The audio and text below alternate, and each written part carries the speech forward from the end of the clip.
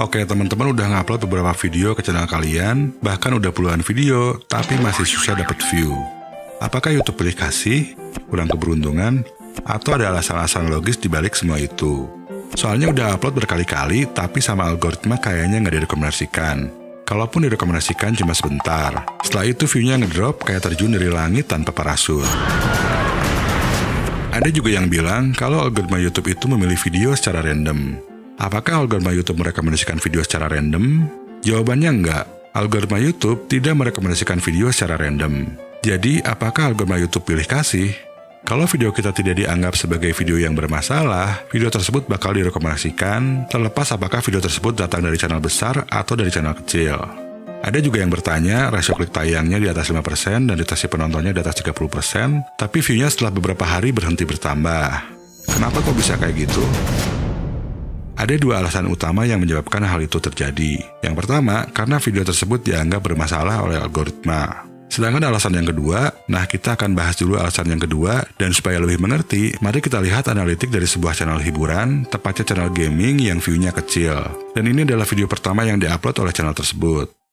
Oke, di analitik videonya, kita masuk dulu ke tab jangkauan. Nah, di sini videonya itu dapat rasio klik tayang sebesar 14%, dan ini cukup tinggi ya. Tapi cuma dapat 34 view doang. Nah, kalau lihat di bagian ini ada tambahan informasi, yaitu rata-rata durasi tontonnya itu 2 menitan. Dan total jam tayang yang didapatkan adalah sekitar 1 jam. Nah, ini kalau untuk tayangan ini adalah impression, yaitu berapa kali judul dan thumbnail video ditampilkan di YouTube. Jadi bukan view. Kenapa video ini punya rasio klik tayang tinggi, dengan rata-rata durasi tonton lebih dari 2 menit, tapi view-nya rendah? Nah, supaya kita tahu lebih detail, biasanya yang saya lakukan saat mengecek sebuah video, itu masuk dulu ke cara penonton menemukan video ini. Nah, dan di sini kita klik dulu lihat lainnya. Saya akan set rentang waktunya ke 24 jam pertama. Nah, terus di sini saya akan tambahkan data yang lain, yaitu persentase penayangan rata-rata. Nah, dalam 24 jam pertama, videonya dapat 8 view. Dan ini wajar ya, karena ini adalah video pertama dari channel baru, di mana subscribernya itu masih 0. Nah, di sini bisa dilihat view-nya itu datang dari halaman channel, fitur jelajah, dan rekomendasi video. Fitur jelajah itu ada beberapa, salah satunya adalah beranda. Jadi ini walaupun video pertama, tetap bisa masuk ke beranda orang lain. Terus untuk rekomendasi video ini adalah bagian up next atau suggested video. Biasanya kalau lihat di komputer itu ada di pinggir sini. Nah, jadi view yang datang dari dua tempat ini, dapatnya karena direkomendasikan sama YouTube.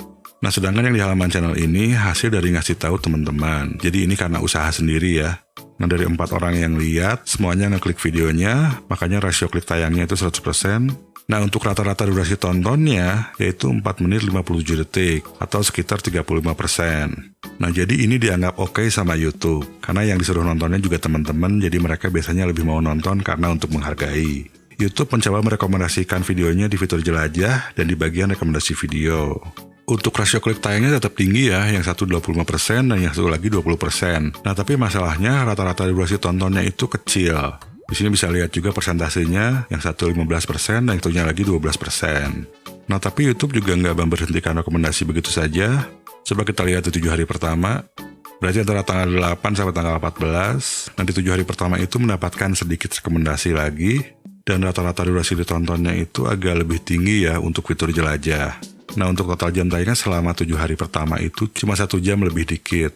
Kalau kita lihat di minggu kedua, nah di minggu kedua itu direkomendasikan lagi di fitur jelajah, cuma rata-rata durasi tontonnya itu ngedrop banget ya, ini kurang dari 1 menit, jadi parah banget. Rasio klik tayangnya sih tetap tinggi, karena topik, thumbnail, dan juga judulnya. Cuma isi kontennya itu dianggap nggak rame sama yang nonton. Dan ini juga pertambahan jam tayang di minggu kedua ini ngedrop banget ya. Nah, terus kita juga bisa cek engagement-nya. Untuk itu kita bisa masuk ke bagian konten. Nah, di sini saya akan tambahkan beberapa metrik lainnya. Oke, di sini udah saya tambahin beberapa metrik lainnya. Ini yang pertama adalah pembagian atau share. Nah, ini metrik yang sebenarnya cukup penting ya. Di sini pembagiannya itu 0, artinya nggak ada sama sekali yang nge-share videonya. Nah, algoritma YouTube itu sebetulnya melihat juga hal ini. Kalau misalkan suatu video itu di-share, hal tersebut memberikan indikasi bahwa video tersebut cukup disukai. Oke, sekarang kita lihat analitik sebuah video dari channel yang sama, tapi berhasil dapat view tinggi. Kita akan lihat ke bagian cara penonton menemukan video ini. Dan saya akan tambahkan metrik persentase penayangan rata-rata. Nah, sampai saat ini, videonya mendapat 106.661 view. Saya akan set ke 24 jam pertama. Nah, di 24 jam pertama, dari halaman channel ini dapat 1 view dengan rata-rata durasi tonton sebesar 12 menit. Persentase rata-ratanya 100% ya. Ini karena ditonton sendiri pakai akun lain.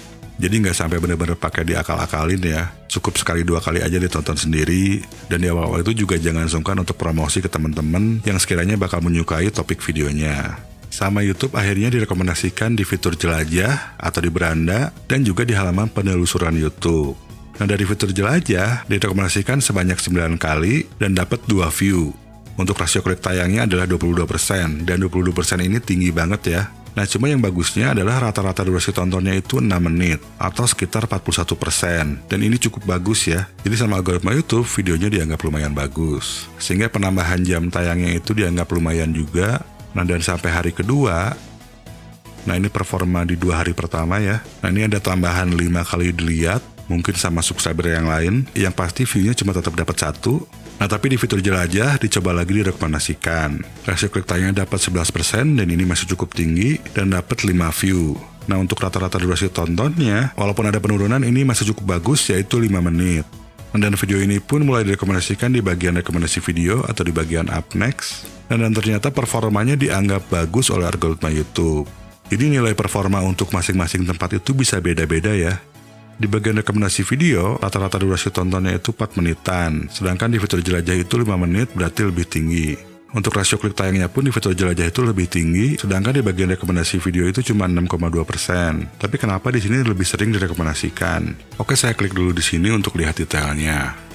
By the way, sorry saya samarkan sebagian data di sini karena channel ini adalah channel lain dengan topik yang berbeda, yaitu topik hiburan. Jadi beda target audience dengan channel Last Minute Creator. Anyway, videonya direkomendasikan di banyak video-video lain karena pertama, saya melakukan optimasi metadata dengan mentarget kata kunci spesifik. Jadi algoritma YouTube bisa menemukan video-video lain yang topiknya berkaitan dengan melihat kemiripan yang ada dalam metadata videonya.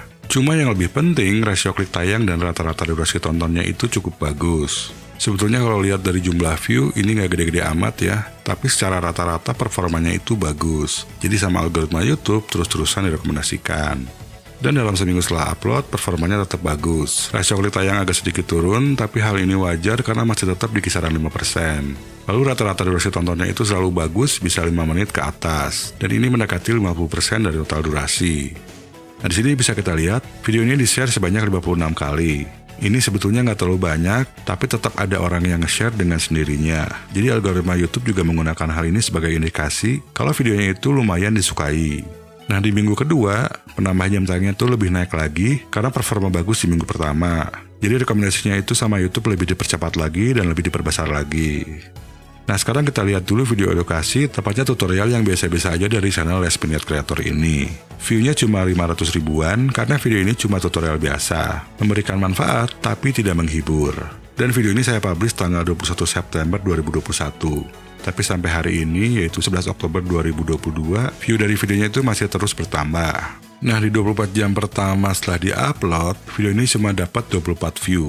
Rasio klik tayangnya juga lumayan ya, untuk video edukasi 5,9%, nggak tinggi-tinggi banget kayak tadi jenis video hiburan, dan view terbesarnya dapat dari fitur jelajah. Karena saat video ini pertama kali di-upload, channel ini sudah punya beberapa ratus subscriber. Nah, terus kalau kita lihat seminggu pertama setelah di-upload, rasio klik tayangnya melonjak jadi 11%. Jadi di sini ada pelonjakan performa, terutama dari halaman penelusuran YouTube. Untuk rata-rata durasi tontonnya itu cuma 3 menit, coba saya tambahkan dulu persentase penayangan rata-ratanya. Nah, untuk tutorial itu memang agak susah untuk dapat retensi yang lebih tinggi. Di channel ini saya juga jarang dapat sampai 5 menit ya, paling tinggi cuma dapat sampai 4 menitan, dan video ini dapat 3 menit di minggu pertama. Nah, kalau dari fitur jelajah atau beranda itu cuma 2 menitan, dan dari bagian rekomendasi video ini lumayan ya 4 menitan. Nah, terus ini performa di minggu keduanya, rasio klik tayangnya itu malah meningkat lebih tinggi lagi. Bahkan di penelusuran ini sampai 17% ya. Untuk rata-rata durasi tontonnya pun juga ada peningkatan, ini beberapa detik. Ini untuk persentase penayangan rata-ratanya pun juga agak lebih tinggi dikit, menjadi 30%, dari sebelumnya adalah 29%. Nah, untuk performa selama 30 hari setelah di-upload itu, rasio klik tayangnya juga cukup tinggi, yaitu 14%. Untuk rata-rata durasi tonton ini cukup standar ya. di kisaran 30%-an, bahkan dari penulisan YouTube cuma 28%, tapi untuk video tutorial ini udah cukup lumayan. Nah, cuma yang perlu kita perhatikan, kita juga harus melakukan komparasi dengan video-video saingan dari channel lain. Artinya video yang memiliki topik-topik sama. Nah, cuma kan kita nggak bisa lihat analitik channel-channel lain, jadi kita cuma bisa mengasumsikan. Pertama, biasanya saya akan lihat durasinya. Kalau misalkan video dari channel lain yang view-nya tinggi itu memiliki durasi 10 menit misalnya, maka saya pun juga akan mencoba bikin video yang 10 menit atau bahkan agak lebih lama. Tapi saya tetap usahakan untuk bikin video supaya bisa dapat rata-rata durasi tonton yang lumayan tinggi. Jadi saya selalu merencanakan gimana supaya video itu bisa dapat retensi 70%. Walaupun dalam kenyataannya cuma dapat 30% atau bahkan 25%-an. Ini adalah salah satu video di channel Last Minute Creator yang view-nya rendah. Video ini saya upload September 2021, tapi sampai sekarang view-nya udah nggak mau nambah. Di 24 jam pertama aja, rasio klik tayangnya udah rendah banget, cuma 2%. Walaupun persentase rata-rata ditontonnya itu 25%, tapi rata-rata durasi tontonnya itu rendah, cuma semenit lebih sedikit. Kalau kayak gini, videonya dianggap kurang diminati, makanya nggak direkomendasikan. Lalu ini salah satu video lama saya juga, yang view-nya nggak nyampe 1000. Secara keseluruhan, rata-rata durasi tontonnya itu lumayan bagus, yaitu 3 menit 49 detik, dan ini mendekati 4 menit. Tapi rasio klik tayangnya kurang bagus, cuma 2,9%. 24 jam pertama setelah upload, performanya sebetulnya lumayan bagus. Setelah seminggu ada penurunan, tapi masih bisa dibilang oke. Cuma di minggu kedua, ini rata-rata durasi tontonnya langsung turun drastis. Jadi algoritma YouTube memilih untuk tidak merekomendasikan lagi. Terus bagaimana dengan video yang dianggap bermasalah? Video yang dianggap bermasalah itu biasanya karena melanggar pedoman komunitas YouTube. Ada juga video yang dianggap bermasalah padahal tidak melanggar, cuma isi kontennya itu mulai nyentil-nyentil pedoman komunitas YouTube. Pedoman komunitas YouTube itu punya segudang aturan, jadi sempatkan untuk kalian baca supaya lebih paham. Satu hal lagi yang perlu diketahui, yaitu khusus untuk konten berita, algoritma YouTube akan cenderung merekomendasikan konten-konten berita dari channel-channel yang sudah memiliki otoritas. Hal ini juga dijelaskan langsung di blog resmi YouTube. Jadi kesimpulannya, kalau video teman-teman view-nya sedikit, cek dulu performanya di analitik. Lihat bagaimana rasio klik tayang, rata-rata durasi tonton, share atau pembagian, serta like dan dislike dari waktu ke waktu. Cek bagaimana perkembangan dari hari ke harinya dan juga tiap minggunya. Selain itu, YouTube pun mengukur interaksi-interaksi negatif yang diberikan viewer di sini dan juga dari respon survei terhadap video kita. Cuma, kita nggak dikasih tahu data-datanya.